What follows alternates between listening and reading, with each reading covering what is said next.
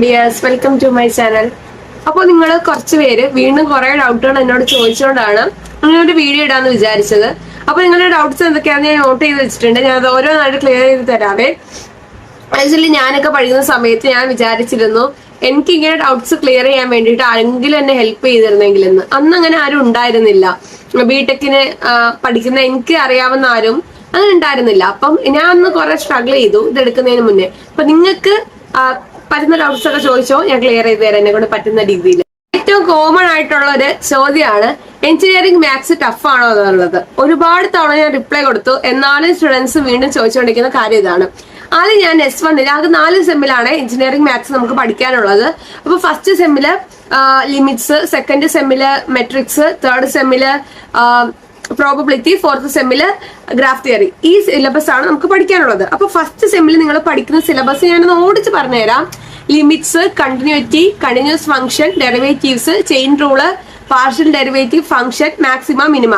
നിങ്ങൾ ഇതൊക്കെ പ്ലസ് ടുവിന് പഠിച്ച കുറെ കാര്യങ്ങളുണ്ട്. ഫുള്ള് പ്ലസ് ടുവിന് പഠിച്ച എല്ലാം പ്ലസ് ടുവിന് പഠിച്ച ഈ പറഞ്ഞ കുറെ കാര്യങ്ങൾ നിങ്ങൾക്ക് ഇവിടെ ആവശ്യമുണ്ട്. അതും കുറച്ച് അഡ്വാൻസ്ഡ് ആയിട്ടുള്ള കാര്യങ്ങളാണ് ഈ സെമ്മിൽ നിങ്ങൾ പഠിക്കുന്നത്. പിന്നെ സെക്കൻഡ് സെമ്മിൽ matrix, vector, linear transformation etcetera. So maths tough ആണോ എന്ന് വെച്ചാൽ അത്ര ഈസി അല്ല, എന്നാൽ ഒരുപാട് ടഫും അല്ല. CS കാര്യം മാത്രമാണ് ഞാൻ പറയുന്നത്. അപ്പോൾ ഞാനൊക്കെ ട്യൂഷന് എനിക്ക് 3 സെമ്മില് മാത്സിന് നല്ല ഗ്രേഡ് ഉണ്ടായിരുന്നു. ഞാൻ പഠിക്കുന്ന RVS അക്കാഡമിയാണ്.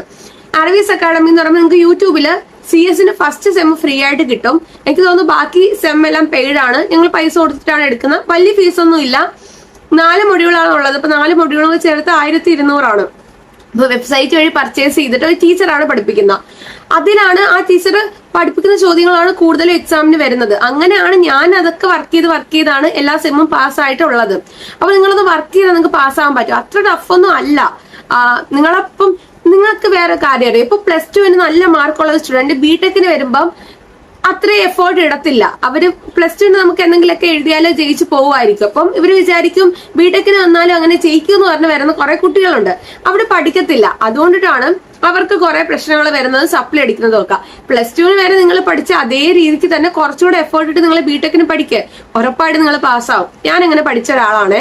മാത്സിന്റെ കാര്യം ഞാൻ പറഞ്ഞു, വലിയ ടഫൊന്നും ഇല്ല. നിങ്ങൾ അത്യാവശ്യം ഒന്ന് വർക്ക് ചെയ്ത് പഠിച്ചു കഴിഞ്ഞാൽ നിങ്ങൾക്ക് പാസ്സാവാൻ പറ്റും. പിന്നെ ക്വസ്റ്റ്യൻ പാടായിരിക്കും, അത് നമ്മൾ നോക്കണം. ചില ക്വസ്റ്റ്യൻസ് എളുപ്പമായിരിക്കും, ചില സെമ്മില ചിലത് പാടായിരിക്കും. നമ്മൾ നമ്മുടെ മാക്സിമം എഫേർട്ട് ഇടുക. പാടാണോ എളുപ്പമാണോ എന്ന് നമുക്ക് നോക്കണ്ട, നമുക്ക് പറ്റുന്ന രീതി എഴുതുക. നമ്മൾ വർക്ക് ചെയ്തിട്ടുണ്ടെങ്കിൽ നമുക്ക് എന്തായാലും അതിന്റെ റിസൾട്ട് കിട്ടും.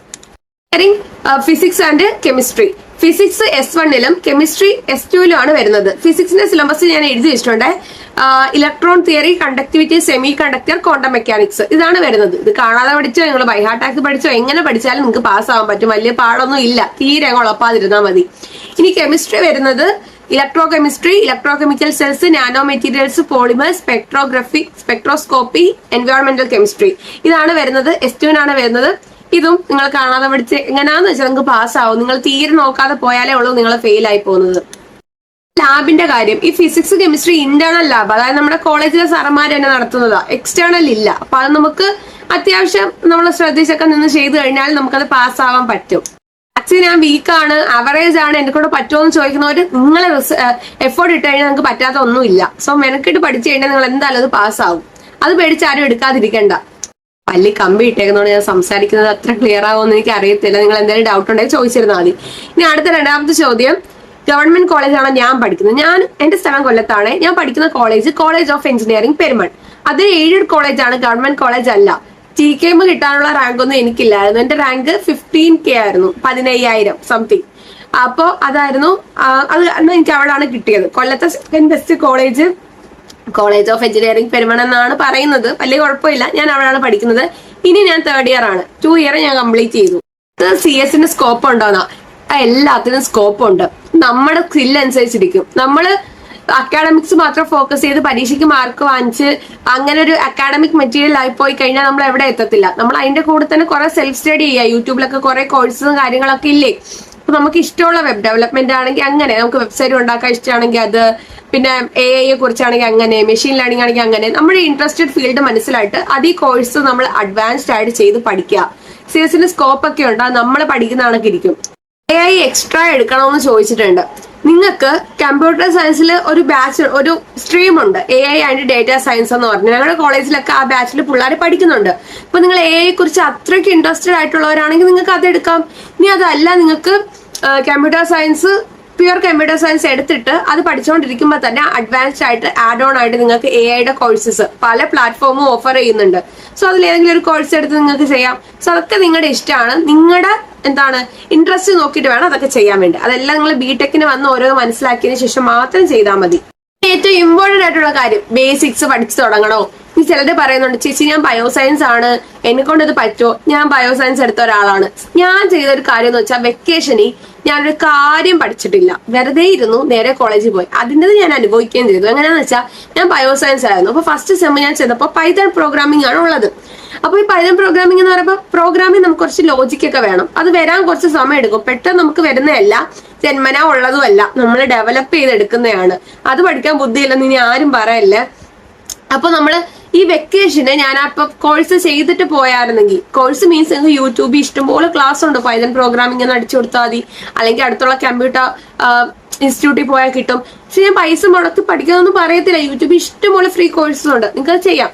അപ്പൊ ഇത് ചെയ്താലുള്ള ഗുണമെന്ന് വെച്ചാൽ, നിങ്ങളിപ്പോ കോളേജിൽ പോകുമ്പോൾ ചിലപ്പോൾ ടീച്ചർ നന്നായിട്ട് പഠിപ്പിക്കുന്നവരായിരിക്കും. കോളേജിൽ എന്തായാലും ഈ പൈതന്റെ സിലബസ് ബേസ് മുതലാണ് ഉള്ളത്. പക്ഷെ ചില കോളേജിൽ ടീച്ചർമാര് കുറച്ച് ഫാസ്റ്റ് ആയിട്ട് പോകും.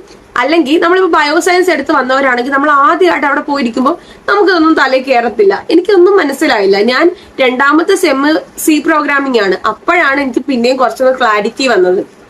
അപ്പൊ നിങ്ങൾ വെക്കേഷൻ വെറുതെ ഇരിക്കുന്ന സമയത്ത് പൈസ മുടക്കണ്ട, യൂട്യൂബിൽ പൈതന്റെ ക്ലാസ് കണ്ട് ഒന്ന് ബേസ് സെറ്റാക്കി പോയാൽ നിങ്ങൾക്ക് കോളേജിൽ പോകുമ്പോൾ എളുപ്പം ഫോളോ ചെയ്ത് പോകാൻ പറ്റും. നിങ്ങൾക്ക് വേഗം അത് കത്തും, ഓക്കെ, വേഗം അത് ക്ലിയർ ആവും. നിങ്ങൾക്ക് വീണ്ടും ഒരുപാട് സമയം എടുക്കത്തില്ല.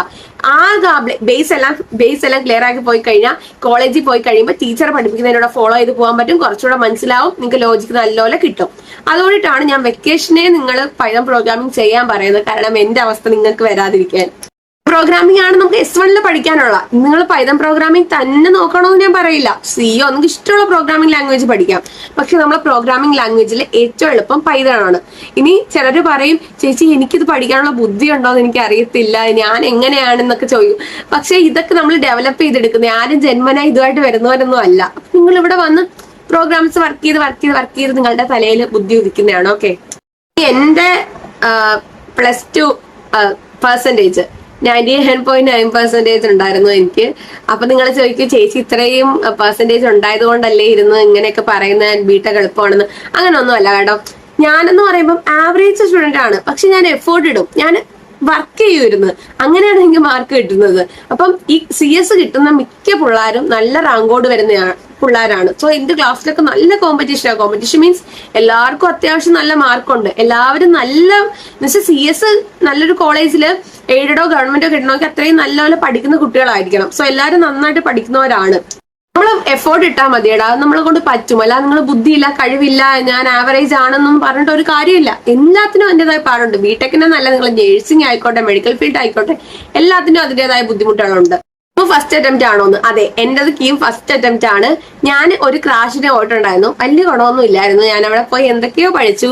ആ പഠിച്ചതുമായിട്ട് അവർ കുറെ കുറെ പ്രോബ്ലംസ് ഒക്കെ പഠിപ്പിച്ചു. പക്ഷെ എക്സാമിന് വന്നപ്പോൾ എനിക്ക് കൂടുതലും തിയറി ആയിരുന്നു വന്നത് കീം എക്സാമിന്. അപ്പം എനിക്ക് വലുതായിട്ട് ഞാൻ പഠിച്ചുകൊണ്ടുപോയി വന്നതെല്ലാം ഈസി ആയിരുന്നു. അതുകൊണ്ട് എനിക്ക് വലുതായിട്ട് സ്കോർ ചെയ്യാനൊന്നും പറ്റില്ല. എന്റെ കീം സ്കോർ വളരെ ലോ ആയിരുന്നു. ഞാൻ വലുതായിട്ട് പ്രിപ്പയർ ചെയ്ത്, ഞാൻ വർഷങ്ങൾക്ക് മുന്നേ എഞ്ചിനീയറിംഗ് എടുക്കണമെന്ന് ആഗ്രഹമുള്ള ഒരാളൊന്നും അല്ല. +2 കഴിഞ്ഞപ്പോൾ പെട്ടെന്ന് ഒരു ആഗ്രഹം എഞ്ചിനീയറിംഗിന് വരണമെന്ന്, അങ്ങനെ ഇങ്ങ് വന്ന ഒരാളാണ്. അപ്പൊ എനിക്ക് ഫസ്റ്റ് അറ്റംപ്റ്റ് ആണ്. പിന്നെ എനിക്ക് PCMന് മാർക്ക് ഉണ്ടായതുകൊണ്ടാണ് എന്റെ റാങ്ക് 15K അടുപ്പിച്ച് വന്നത്. മാത്സ് ട്യൂഷൻ ഞാൻ എടുക്കുന്ന RVS അക്കാഡമിയാണ്. ഫസ്റ്റ് സെം മുതൽ സെം 4 വരെ ഞാൻ RVSന്റെ ക്ലാസ്സസ് മാത്രമേ എടുത്തിട്ടുള്ളൂ. എടാ, നന്നായിട്ട് ടീച്ചർ പഠിപ്പിക്കും.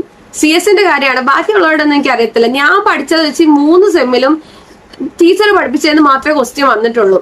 പുറത്തുനിന്ന് വരും, പക്ഷെ ടീച്ചറിനോട് ഞാൻ പറയും, ടീച്ചർ പഠിച്ചുകൊണ്ടാണ് എനിക്ക് S ഗ്രേഡ് കിട്ടിയത് എന്നൊക്കെ പറയുമ്പോൾ ടീച്ചർ പറയും, എടാ ഞാൻ പഠിപ്പിച്ചോണ്ട് മാത്രമല്ല നീ കൂടെ വർക്ക് ചെയ്യുന്നോണ്ടാണ്. മനസ്സിലായി? അപ്പൊ ടീച്ചർ അതിനുള്ള റിസോഴ്സസ് പ്രൊവൈഡ് ചെയ്യുന്നു, ഞാൻ അത് കുറച്ചുകൂടെ വർക്ക് ചെയ്ത് പഠിക്കുന്നു. അതുകൊണ്ടാണ് എനിക്ക് കിട്ടുന്നത്. അപ്പൊ മാത്സിന്റെ ബെസ്റ്റ് ട്യൂഷൻ ഞാൻ റെക്കമെൻഡ് ചെയ്യുന്ന RVS അക്കാഡമിയാണ്. വേറെയും ട്യൂഷൻ ഉണ്ട്, ഫ്രാങ്ക്ലിൻ ലെക്ചേഴ്സ് ഒക്കെ ഉണ്ട്. അതേപോലെ ബിടെക്കിന് കുറെ ട്യൂഷൻസ് ഇപ്പൊ അവൈലബിൾ ആണ്. അതിലൊന്നും ആരും ടെൻഷൻ അടിക്കണ്ട, നിങ്ങൾക്ക് ഇഷ്ടമുള്ള ട്യൂഷൻ എടുത്ത് പഠിക്കാം കോളേജിലെ മനസ്സിലാവുന്നില്ലെങ്കിൽ. ഇനി ഞങ്ങൾ 2024 ഫസ്റ്റ് സ്കീം ആയതുകൊണ്ട് ഞങ്ങൾക്ക് യൂട്യൂബിൽ ഒരുപാട് ഫ്രീ ക്ലാസ്സസ് ഒന്നും ഇല്ല. അപ്പൊ ട്യൂഷൻസ് ഒരുപാട് അവൈലബിൾ ആണ്. നിങ്ങൾക്ക് വന്നതിന് ശേഷം ഏതാണ് നിങ്ങൾക്ക് ഇഷ്ടമുള്ളതെന്ന് ഫീഡ്ബാക്ക് ഒക്കെ നോക്കിയിട്ട് നിങ്ങൾക്ക് ഇഷ്ടമുള്ള ട്യൂഷന് ചേരാം. ഇനി ഇന്റഗ്രേഷനും ഡിഫറൻസിയേഷനും ഒക്കെ ഉണ്ടോ എന്നുള്ളത്, ഇതൊന്നും ഒരുപാട് ഡീറ്റെയിൽ ആയിട്ട് CS പഠിക്കാനില്ല. ബാക്കിയുള്ള ബ്രാഞ്ചായിട്ട് അല്ല, CS കാര്യമാണ്. നമുക്ക് കുറച്ച് ബേസുകൾ വേണം. അതായത് നമ്മൾ +2 പഠിച്ച ബേസിക് ആയിട്ടുള്ള കുറച്ച് കാര്യങ്ങൾ ഇന്റഗ്രേഷനിലെയും ഡിഫറൻസിയേഷനിലെയും നമുക്ക് എവിടെയൊക്കെ അപ്ലൈ ചെയ്യാനുണ്ടെന്നാണ് എന്റെ ഒരു ഓർമ്മ. ഫിസിക്സിൽ ചെറിയൊരു പോർഷൻ ഉണ്ടെന്ന് തോന്നുന്നു, ഒരു ഡെറിവേഷൻ എങ്ങാനുണ്ട്. മാത്സിലും ഇന്റഗ്രേഷനും ഡിഫറൻസിയേഷനും എവിടെയെങ്ങാണ്ടൊക്കെ കുറച്ച് വേണം, ഒരുപാട് വേണ്ട, ബേസ് മാത്രം. ഡീറ്റെയിൽ ആയിട്ട് നമ്മൾ +2 പഠിച്ച അത്രയും കട്ടിക്കൊന്നും വേണ്ട, ബേസ് മാത്രം. ഇനി കോളേജ് നോക്കുമ്പോൾ എന്തൊക്കെ കാര്യങ്ങൾ ശ്രദ്ധിക്കാനുള്ളത്, അത്യാവശ്യം നല്ല പ്ലേസ്മെന്റ് ഉള്ള കോളേജ് നോക്കി എടുക്കുക. പിന്നെ നമുക്ക് പഠിപ്പിക്കുന്ന കാര്യത്തിലൊന്നും വലിയ ഗ്യാരണ്ടി പറയാൻ പറ്റത്തില്ല. അത്യാവശ്യം റേറ്റിംഗും പ്ലേസ്മെന്റും ഒക്കെ ഉള്ള കോളേജ് നോക്കി എടുക്കുക. പിന്നെ പഠിപ്പിക്കുന്ന കാര്യത്തിൽ അതൊക്കെ കോളേജ് അല്ലേ, അവർക്കൊരു ലിമിറ്റ് ഉണ്ട്. നമ്മള് കുറെയൊക്കെ സെൽഫ് സ്റ്റഡി ചെയ്യണം. എന്റെ കോളേജ് ആണെങ്കിൽ അതൊക്കെ തരുന്നു. അവർക്ക് ആകെ കുറച്ച് സമയമല്ലേ ഉള്ളൂ, 4 മാസമേ ഉള്ളൂ. അവരെ കൊണ്ട് പറ്റുന്ന രീതിയിൽ പഠിപ്പിക്കും. ബാക്കിയൊക്കെ നമ്മൾ എഫേർട്ട് ഇടണം. സ്കൂളിലെ പോലെ അല്ല, നമ്മൾ കോളേജിൽ വന്നു കഴിഞ്ഞാൽ ഏത് കോഴ്സ് ആയിക്കോട്ടെ നമ്മൾ തന്നെ എഫേർട്ട് ഇട്ട് പഠിക്കണം. നമ്മളവിടെ ഹെൽപ്പ് ചെയ്യാനൊന്നും വലുതായിട്ടൊന്നും ആളുകൾ കാണില്ല, നമ്മുടെ ആവശ്യമാണ്. ഇനി സിലബസ്, നിങ്ങൾക്ക് ഇനിയിപ്പോ ഇതിൽ ഏതെങ്കിലും വിഷയത്തിന്റെ സിലബസ് കാണണമെങ്കിൽ ജസ്റ്റ് ഗൂഗിളിൽ കയറിയിട്ട് KTU BTech 2024 scheme syllabus CS ആണെങ്കിൽ CS എന്ന് കൊടുത്താൽ നിങ്ങൾക്ക് സിലബസ് കാണാൻ പറ്റും, ഓരോ വർഷത്തിലെയും ഓരോ സബ്ജക്റ്റിന്റെയും. നമ്മുടെ ഫസ്റ്റ് ഇയർ മാത്രമേ നമ്മൾ ബേസ് ആയിട്ടുള്ള സബ്ജക്ട്സ് പഠിക്കത്തുള്ളൂ. സെക്കൻഡ് ഇയർ മുതൽ നമ്മൾ നമ്മുടെ കോർ സബ്ജക്റ്റ് ആണ് പഠിക്കുന്നത്. ഇപ്പൊ കമ്പ്യൂട്ടർ ആണെങ്കിൽ കമ്പ്യൂട്ടറിന്റെ ഇമ്പോർട്ടന്റ് ആയിട്ടുള്ള കോർ ആയിട്ടുള്ള ടോപ്പിക്, നമ്മുടെ ജാവ, അതേപോലെ കമ്പ്യൂട്ടറിന്റെ ഇപ്പം അകത്തുള്ള ഓപ്പറേഷൻസ് കാര്യങ്ങളൊക്കെ ഇല്ലേ, എന്താ പറയാ, കമ്പ്യൂട്ടർ ഓർഗനൈസേഷൻ ആൻഡ് ആർക്കിടെക്ചർ, ഇങ്ങനെയുള്ള കോർ സബ്ജക്റ്റ് ആണ് നമ്മൾ സെം 3 മുതൽ അതായത് സെക്കൻഡ് ഇയർ മുതൽ പഠിക്കാൻ പോകുന്നത്. BTech എടുത്താൽ റിഗ്രറ്റ് അടിക്കുമെന്ന് സത്യസന്ധമായിട്ട് പറയാലോ, ഞാൻ എടുത്തിട്ട് ഒരുപാട് റിഗ്രറ്റ് അടിച്ചിട്ടുണ്ട്. കാരണം എന്റെ കൂടെ കുറച്ച് കുട്ടികളുണ്ട്. അപ്പൊ ഇവരൊക്കെ ആവറേജ് സ്റ്റുഡൻസാ. അപ്പൊ ഈ ലാബ് എക്സാം ഒക്കെ വരുന്ന സമയത്ത് നമുക്ക്, ഞാൻ പറഞ്ഞില്ല, ഫസ്റ്റ് ഇയർ ഇന്റേണൽ ലാബാണ്, സെക്കൻഡ് ഇയർ ആകുമ്പോൾ എക്സ്റ്റേണൽ ലാബ് വരും. അപ്പോഴത്തേക്ക് നമുക്ക് പുറത്തൊരു ടീച്ചർ ആയിരിക്കും വന്നിട്ട് എക്സാം നടത്തുന്നത്. അപ്പൊ +1 +2 ഒക്കെ ആണെങ്കിൽ നമ്മുടെ ടീച്ചർമാര് അവരോട് വല്ല ടൈപ്പും കാണും, അവർ പറഞ്ഞ് നമുക്ക് എന്തെങ്കിലുമൊക്കെ അഡ്ജസ്റ്റ്മെന്റ് ഒക്കെ വരുത്തും. ഇവിടെ അങ്ങനെ ഒന്നുമില്ല. ഇവിടെ നമ്മൾ ചെയ്യുന്ന എന്താണോ അതിന്റെ മാർക്ക് നമുക്ക് കിട്ടും. ഇവിടെ ടീച്ചർമാര് സപ്പോർട്ട് ചെയ്യാൻ അങ്ങനെ ഒന്നുമില്ല. അപ്പൊ നമ്മള് ഇപ്പൊ നമുക്ക് റെക്കോർഡ് കുറെ പ്രോഗ്രാം തരും, നമ്മൾ ടെൻഷനോടെയാണ് പോകുന്നത്. ഇതിൽ നിന്ന് തന്നെ ചോദിക്കുവോ, ഇതിലല്ലാതെ വേറെ വല്ലതും ചോദിക്കുവോ? കാരണം നമ്മൾ റെക്കോർഡ് കുറെ പ്രോഗ്രാംസ് ചെയ്തിട്ടുണ്ട്. ഇത് തന്നെ ചോദിക്കാൻ നമുക്ക് ഉറപ്പൊന്നുമില്ല. ചിലപ്പോൾ നമുക്ക് ഇതൊക്കെ നമ്മൾ കാണാതെ അടിച്ചുകൊണ്ടായിരിക്കും പോകുന്നത്. പുറത്തുനിന്ന് നമുക്ക് അറിയത്തില്ലായിരിക്കും. നമ്മൾ പ്രാർത്ഥിച്ചിട്ടൊക്കെയാണ് പോകുന്നത് ഇത് മാത്രം ചോദിക്കണേന്ന്. ഇനി വൈവയൊക്കെ ഞാൻ ഒരുപാട് ചോദ്യം ചോദിച്ചോണ്ട് പോകും. പക്ഷെ ഉണ്ടല്ലോ, ഈ ടീച്ചർ, ഈ പുറത്തുനിന്ന് വരുന്ന ടീച്ചർ എന്നെ മുന്നിലോട്ട് വിളിച്ചിരുത്തിയിട്ട്, ഞാൻ റോൾ നമ്പർ 1 ആണ്, ഫസ്റ്റ് ചോദിക്കുന്നത് എന്നോടാ. ഞാൻ അങ്ങോട്ട് പോയി അവിടെ ഇരിക്കുമ്പോ ടീച്ചർ എന്നോട് ചോദ്യം ചോദിക്കുമ്പോൾ ഞാൻ പഠിച്ചുകൊണ്ട് വന്ന എല്ലാം മറന്നു പോകും. കഴിഞ്ഞ ഒരു എക്സാമിന് ടീച്ചർ, ഞാൻ ഒരുപാട് പഠിച്ചുകൊണ്ട് പോയി കേട്ടോ. എന്നിട്ട് ടീച്ചർ എന്നോട്, ഞാൻ ഒന്നും പറയാത്തപ്പോ ടീച്ചർ ചോദിച്ചു, വൈവ പോരല്ലോ, വൈവ ഒന്നും പഠിച്ചില്ലേന്ന്. സത്യം പറഞ്ഞാൽ ഞാൻ എല്ലാം പഠിച്ചുകൊണ്ട് പോയതാ. എനിക്കൊന്നും ഓർമ്മയില്ല ടീച്ചറിന്റെ മുന്നിൽ ഇരുന്നപ്പോ. ഇറങ്ങിയപ്പോഴാണ് എല്ലാം ഓർമ്മ വന്നത്. അതിന് മാർക്ക് കുറവാണെന്ന് തോന്നുന്നു. ഇനി റിസൾട്ട് വരുമ്പോഴേ അറിയാൻ പറ്റും S4-ന്റെ. അപ്പൊ എന്റെ കൂടെയുള്ള വേറൊരു ആവറേജ് കുട്ടിയുണ്ട്. അവള് പറഞ്ഞ്, എടാ ഞാൻ ഭയങ്കര കരച്ചിലായിരുന്നു വീട്ടിൽ കിടന്ന്, എനിക്ക് ഇത് ഡ്രോപ്പ് ചെയ്യാൻ തോന്നുന്നു, എന്നെ കൊണ്ട് പറ്റത്തില്ല. സോ അങ്ങനെയുള്ള സിറ്റുവേഷൻസ് ഉണ്ട്, അതിലൂടെ വരെ കടന്നു പോയിട്ടുണ്ട്. വെച്ചാ ഒരുപാട്, ഞാൻ പറഞ്ഞിട്ടില്ലേ, BTech ഒരുപാട് ഈസി അല്ല, എന്നാൽ ടഫും അല്ല, ഒരു മോഡറേറ്റ് ലെവലാണ്. ടഫുള്ള സബ്ജക്ട്സും ഉണ്ട്. അപ്പോൾ നമ്മൾ ചില സമയത്ത് ഫുള്ളി, ഞങ്ങൾ പേടിപ്പിക്കാൻ പറയല്ല, ഓപ്പൺ ആയിട്ട് പറയാം. അപ്പൊ ചില സമയം നമ്മൾ ഫുള്ളി ഡൗൺ ആയി പോകുന്ന സിറ്റുവേഷൻസ് ഉണ്ടാവും. പക്ഷെ നമ്മുടെ ലൈഫിൽ നമുക്ക് തോറ്റു കൊടുക്കാൻ പറ്റുമോ? നമ്മൾ പഠിക്കും, അവിടെ നിന്ന് എഴുതിയെടുക്കും, അത്രേ ഉള്ളൂ. പിന്നെ വേറെ മനസ്സിലാക്കേണ്ട കാര്യം, എക്സാമിലൊക്കെ നമുക്ക് പാസ്സായാൽ മതി. അത്യാവശ്യം നമ്മൾ പാസ്സായാൽ മതി. നമുക്ക് ജോലിക്ക് പോകുമ്പോൾ നമ്മുടെ മാർക്സ് മാറ്റർ ചെയ്യുന്ന സാധനമല്ല. നമ്മളെല്ലാം പാസ്സാവണം. നമ്മൾ എല്ലാ സബ്ജക്റ്റും പാസ്സാവണം. പിന്നെ ജോബ് എന്ന് പറയുമ്പോൾ നമ്മുടെ സ്കില്ല്, ലക്ക് ഒക്കെ വെച്ചിട്ടിരിക്കും. ഫുൾ മാർക്ക് വെച്ചെന്ന് വെച്ചാൽ ആർക്കും ജോബ് കിട്ടത്തൊന്നുമില്ല. അത് നമ്മൾ കഴിവേണം. നമ്മൾ അങ്ങനെ കുറെ സ്കിൽ അക്വയർ ചെയ്യണം. കിട്ടാൻ പാടെന്നല്ല, നമ്മൾ കുറെ സ്കിൽ അക്വയർ ചെയ്യണം, സ്വന്തമായിട്ട് പഠിക്കണം. അല്ലാതെ നമുക്ക് എക്സാമിന് കുറെ മാർക്ക് കിട്ടിയെന്ന് പറഞ്ഞിട്ട് ജോലിയൊന്നും കിട്ടത്തില്ല. ഇത്രയും കാര്യങ്ങളാണ് എനിക്ക് പറയാനുള്ളത്. എനിക്ക് ഒരുപാട് ഡൗട്ട്സ് നിങ്ങൾക്ക് കാണുമെന്ന് എനിക്കറിയാം. അപ്പൊ ഇനി എന്തെങ്കിലും ഡൗട്ട്സ് ഉണ്ടെങ്കിൽ ഇതിന്റെ താഴെ കമന്റ് ഇട്, അല്ലെങ്കിൽ എന്റെ ഇൻസ്റ്റാഗ്രാമിൽ ഇപ്പം ഡെയിലി മെസ്സേജ് വന്നുകൊണ്ടിരിക്കുക. ഞാൻ പറ്റുന്ന രീതിയിൽ എല്ലാവർക്കും റിപ്ലൈ കൊടുക്കുന്നുണ്ട്. എന്റെ ഇൻസ്റ്റാഗ്രാം ID ഞാൻ ഇവിടെ മെൻഷൻ ചെയ്തേക്കാം, അതിലൊന്ന് മെസ്സേജ് ഇട്ടാൽ മതി. അത്രയുള്ളൂ. ബൈ.